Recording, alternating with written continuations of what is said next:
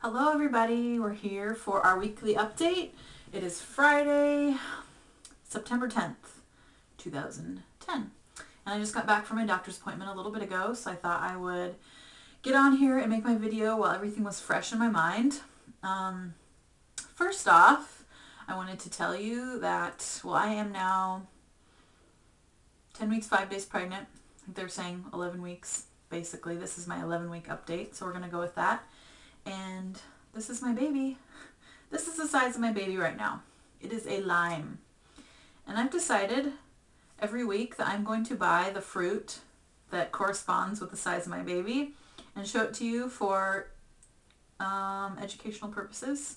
Anyway, I thought that was cute. I'm protecting my baby because I think Josh really wants to slice it up and put it in his Corona, but this is her baby. So there's that. So I had my appointment and there's some things to go over. As far as my weight goes, I weighed in, and now my last recorded weight at my doctor's office was 167, and that's actually 4 pounds under my pre-pregnancy weight of 171. So I'm going by the 171 is where I started this whole journey as far as weight gain goes. So that means obviously I lost a few pounds during the first several weeks or whatever, just due to not feeling well, food aversions and that kind of thing. I never actually vomited, although I did dry heave a couple of times, just because I think I finally figured out now that I really need to eat every 2 hours in order to keep my stomach happy. Otherwise I start to feel really nauseous and I start to gag. So I either always have to have something in my mouth, like a piece of sour candy or a piece of gum, or really, really ice cold water really helps. If I drink that constantly, it helps keep my stomach better. But I have noticed that my gagging is getting not quite so bad. I don't randomly gag quite as much as I did in the very beginning. So, which I guess is kind of how it's supposed to be, because by the time you get into your second trimester, you're supposed to start feeling really good. So I'm really close. I've got like one more week of my first trimester here, and then I should be in the clear. So we'll see how that goes. Anyway, so my pre-pregnancy weight was 171. My very first prenatal appointment last month, I went in and weighed in at 167. And today I went in and weighed in at 169. So I'm still under my pre-pregnancy weight, but I have gained 2 pounds. And my doctor said that was perfect. It's basically like, well, it's a little bit under what the normal woman would have gained throughout her whole first trimester, because technically I haven't gained anything. It's all kind of a wash still. I'm still 2 pounds under my pre-pregnancy weight. But I'm totally happy with that because I am gaining a little bit, nothing crazy, and I have been eating a lot. I've been eating like I said, every 2 hours, and I just always have to have something in my mouth. And I've been kind of panicking a little bit because the things that make my stomach feel better right now are like crackers and carbs and bread and rice and like all that stuff that us, weight loss surgery peeps aren't really supposed to be eating. But she says it's fine, and that if it makes me feel better, if it gets some calories into my body, that's what I need to do right now. And going with a high protein and extremely low carb diet while you're pregnant is not good for the baby's developing brain. You need the carbs to develop the brain, so it's good that I'm eating lots of carbs. I need to just eat really balanced, which is what I'm doing, which is always what I try to do, really. But I do think the last couple weeks I have been a little more heavy on the carb side than the protein side, so I do need to try and get a little bit more protein in. Let's see, I'm looking at my little paper that she gave me that's got all my stats on it. My blood pressure was 112/70. I think that's like the lowest blood pressure I've ever seen on me. I guess that's good. I'm usually like 120/80, so I mean, yeah, that's lower than normal. And that's about all that's on this paper.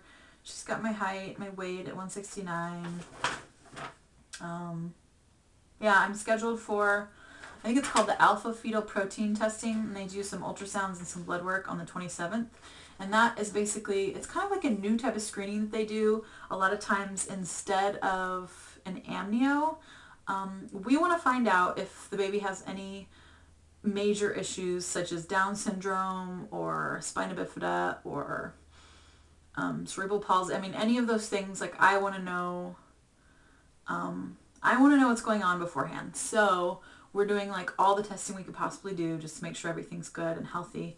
And so now what they do is they do this alpha fetal protein testing, and they do this ultrasound. They measure the width of the fetus's neck, and they have to do this at a certain point in the pregnancy. I think it's around 13-ish weeks, and it will tell you if the baby is predisposed or if it shows signs of having Down syndrome, some other things and whatnot. So anyway, so they're going to test for that. And then if that shows any abnormalities, then they go ahead and do an amnio to confirm, because it's more invasive, it's more risky, but it's also more accurate. So only if there's abnormalities at this ultrasound will they do an amnio. Also with the ultrasound, they're going to be checking for my bicoronate uterus situation, because we still don't know what's up with that. Now, she did an ultrasound today. She wasn't going to. She was actually just going to use a Doppler and check for the heartbeat. But she told me before she put the Doppler on my tummy that I'm still really early, and this is like the earliest they could possibly even hear it at all through the Doppler. So if she didn't find it, not to freak out, not to panic, because it's just really tiny still, and it's in there, and it's kind of hidden down under my pubic bone still, because the uterus hasn't quite come out of the, she called it the bony cage or something. I have bones now. So yeah, so it hasn't quite popped out behind my bones yet. So she took the Doppler and she put it on my tummy and searched and searched and searched and couldn't find it. And she's like, you know what? She's like, I don't want to freak you out, so I'm just going to bring in the ultrasound and we're just going to do one really quick. And I was like, yay, that's more fun anyway. So she brought it in, and thank God it was like the normal over-the-tummy ultrasound, not the internal ones. I hate those. I mean, who would like them, really? But as soon as she put that thing on there and we saw the baby, it was like bouncing all over the place inside its little uterus cocoon. It was so hilarious. It was like waving its arms and kicking its legs, and at one point she had this shot. It was like right up the butt, and you could see the little butt, and they were like it was up underneath, and the two little legs were like this, and they were like kicking around. It was so funny. Now, of course, it's way too early to tell if it was a boy or girl, but that would have been like the perfect shot. I mean, it was like total crotch shot, legs wiggling, wide open. And I was looking as hard as I could to try and see anything, but she was telling me that, of course, fetuses, boys, girls, they all look the same at this point, so there would be virtually no way to tell this early. So, rats. But anyway, it was fun because the baby was like all over the place, and I was like, well, obviously, if it can bounce around like that, it's got a pretty darn good heartbeat. And she was like, yep, I'd say so. So anyway, so that was exciting. Oh, and she measured the measurement, and it was actually measuring a week bigger than it's supposed to be. So it's kind of big right now, but she said that's kind of normal too, because they sort of grow and then some taper off and then some grow. They have little growth spurts. So it's going through a growth spurt right now, which probably explains why I've been so hungry and like craving weird things that I shouldn't be eating. Hence this salt and vinegar chips. Kind of gross, but I like things with really strong flavors right now, like sour and sweet and really salty. That's what I want. It eases my stomach, like a really, really sharp, strong flavor somehow makes my stomach feel really good when I'm not feeling very well. So, oh, the one other thing I wanted to talk about, and this is sort of unrelated to my pregnancy or to weight loss, but I want to put it out there because I just want to get some feedback on this. And she had done a pap smear on me, kind of TMI. It's a lot of personal information. If you don't want to watch this, if you're a guy or whatever, and you're not interested, you can click off. But she did a pap smear at my last appointment, and she told me this time that it came back abnormal. And I've never ever had a pap smear that came back abnormal before.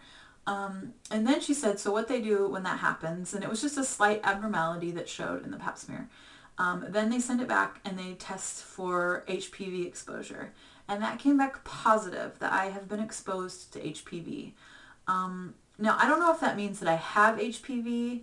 HPV is the virus that causes cervical cancer, as most of you probably know.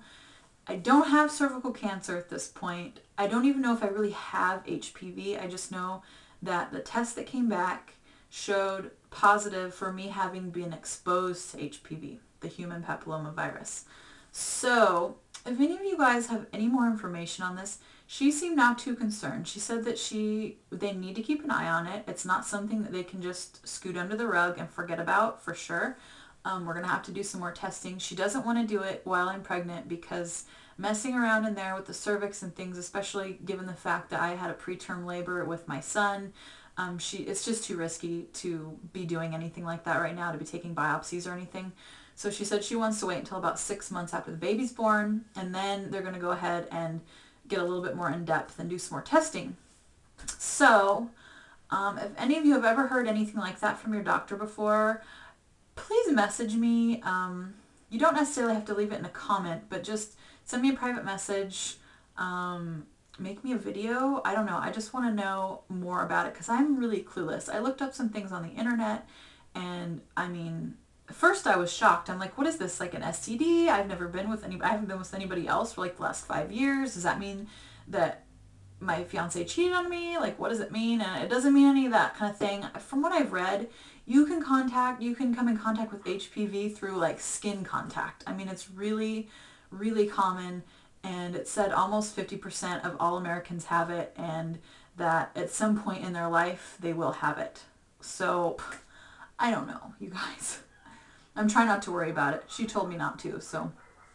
Anyway, my dogs are barking. I think Josh may have just come home. So if you have any information on HPV, if you have experience with it, if you have experience with cervical cancer, anything like that, especially during pregnancy or anything, please let me know.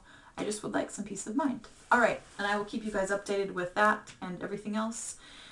And yeah, so my next doctor's appointment is October 11th, and I will definitely make a video then. I think my son's calling me though. Okay, so I gotta go. Thanks for watching, and make healthy choices. Bye.